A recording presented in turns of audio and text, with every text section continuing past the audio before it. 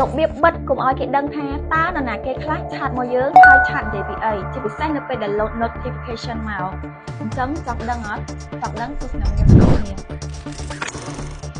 អញ្ចឹងនៅក្នុងការបិទ notification ហ្នឹងបងប្អូនដើរចូលមក Facebook របស់យើងមកយើងចូលកន្លែង Messenger message នេះបន្ទាប់មកទៀតយើងមើលឆ្វេងដៃកន្លែងប៊ូតុងត្រេ3ហ្នឹងយើងចូលកន្លែង setting ហើយបន្ទាប់មកទៀតយើងចូលកន្លែង notification and sound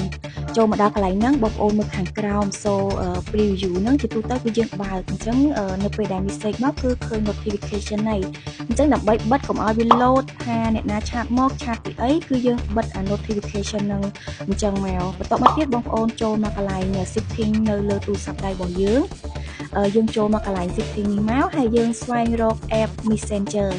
អញ្ចឹងយើងចូលមកបិទ app messenger ម្ដងទៀតបន្ទាប់ពីខ្ញុំធ្វើការស្វែងរក messenger ហើយខ្ញុំចុចលើពាក្យថា messenger នេះមកបន្ទាប់មកទៀតយើងចូលកន្លែង notification ហើយកន្លែង show preview នេះគឺយើងចុចកន្លែងនេះដូចគ្នាហើយយើងចុចពាក្យថា never